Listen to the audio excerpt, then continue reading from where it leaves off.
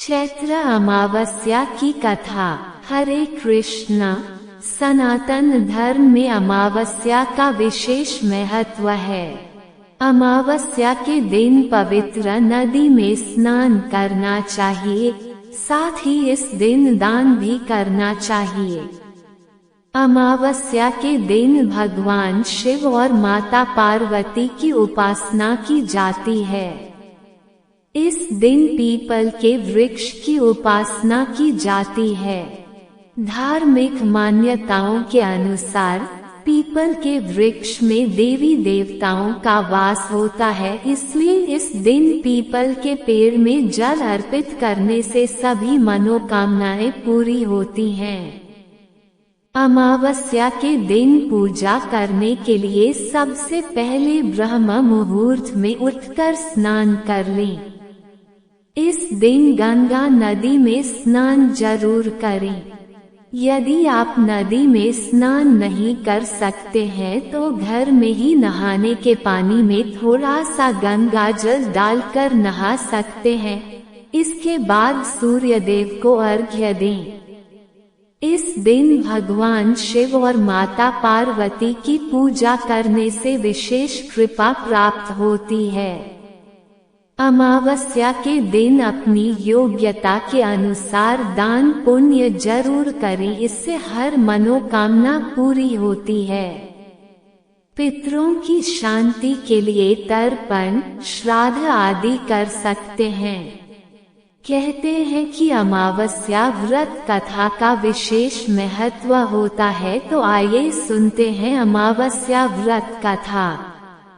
अमावस्या के शुभ अवसर पर अब आप सभी सुनिए चैत्र अमावस्या की कथा। प्राचीन कथा के अनुसार बहुत साल पहले की बात है। किसी गरीब ब्राह्मण परिवार में पति, पत्नी और उनकी एक पुत्री रहा करते थे।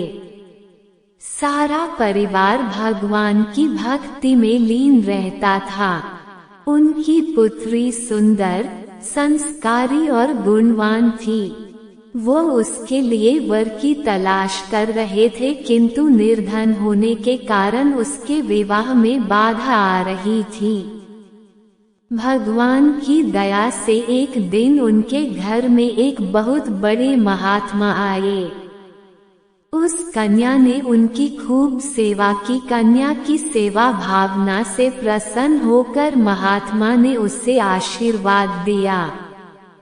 तब उस लड़की के पिता ने कहा कि महात्मा जी, हम बहुत समय से अपनी पुत्री के विवाह के लिए व्रत की तलाश कर रहे हैं, मगर हमारी निर्धनता के कारण हर बार बात बनते बनते रह जाती है। कृपया करके बताए हमारी पुत्री के हाथ पीले का भूंगे। महात्मा जी ने उस लड़की का हाथ देखा तो बोले, इस लड़की के हाथ में तो विवाह के रेखा ही नहीं है। ये बात सुनते ही ब्राह्मण तो बड़े उदास हो गए और फिर बोले, क्षमा करना महात्मा जी, मैं आपके कहने का मतलब नहीं समझ पाया। महात्मा जी ने फिर कहा कि तुम्हारी पुत्री के भाग्य में विवाह सुखी नहीं लिखा है। महात्मा जी के मुख से ऐसे वचन सुनकर वह ब्राह्मण दंपति रोते रोते महात्मा जी के चरणों में गिर गए और उनसे इस समस्या का समाधान बताने के लिए विनती करने लगे। तब महात्मा जी ने उन्हें अपने चरणों से उठाया और बोले, आपके गांव के पास के ही एक गांव में सोना नाम की दोबन जाति की पतिव्रता महिला अपने पति, बेटे और बहू के साथ रहती है।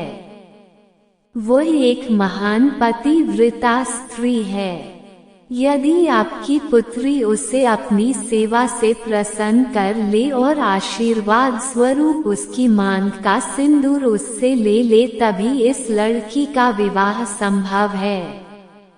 ऐसा करने से अमोघ सुहाग भाग की प्राप्ति भी होगी।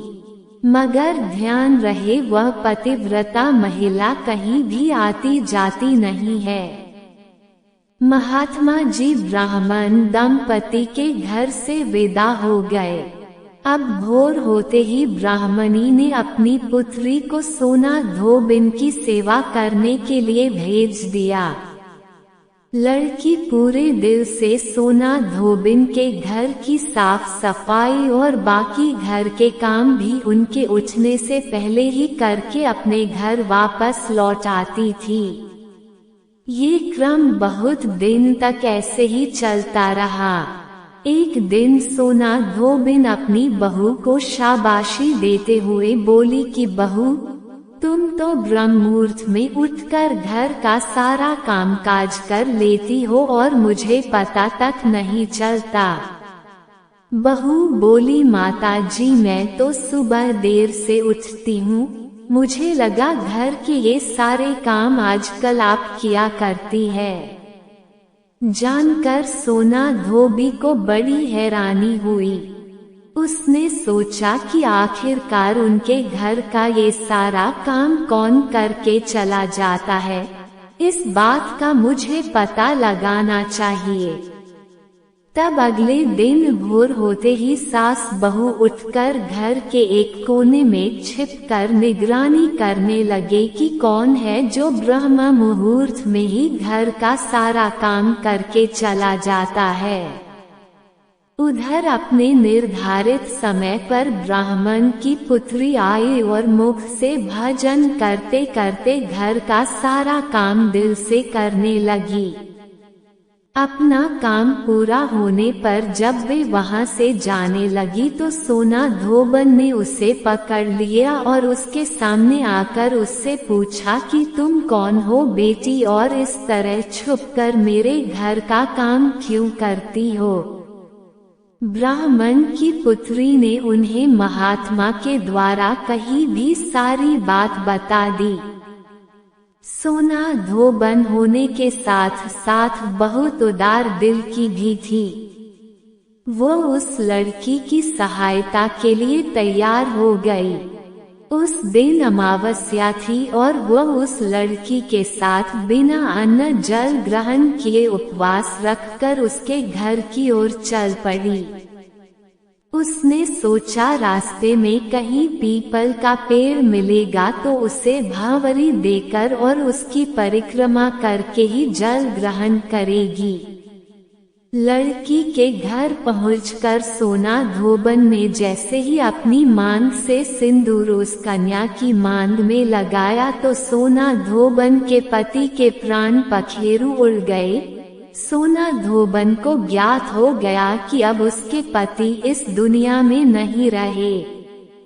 वह ब्राह्मण परिवार से विदा लेकर चल पड़ी। रास्ते में पीपल का पेड़ देखकर उसने ईंट के टुकड़ों से 108 बार भावरी देकर 108 बार पीपल के पेड़ की परिक्रमा की। उसके बाद जल ग्रहण किया, तभी उसके पति के मृत देह में प्राण लौट आए। इस प्रकार अमावस्या के दिन पीपल के पेड़ की पूजा करने और इस कथा को सुनने से सुहागिन महिलाओं का सुहाग अटल रहता है। सुहागिन महिलाओं को सभी प्रकार के मनोरथों की प्राप्ति होती है। जिनका विवाह नहीं हो रहा हो उन्हें मनोवांछित वर की भी प्राप्ति होती है। सभी अभीष्ट मनोरथों की पूर्ति होने के साथ साथ ऐसे भक्तों के घर में धन, अन्न, सुख, समृद्धि के भंडार भी भरे रहते हैं। अमावस्या के दिन विवाह संबंधी परेशानियों के निवारण के लिए किसी धोबी परिवार को कुछ भेंट, दक्षिणा इत्यादि देने का भी विधान है। ये थी अमावस्या की कथा। उम्मीद है आपको कथा पसंद आई होगी। वीडियो को लाइक जरूर कीजिएगा।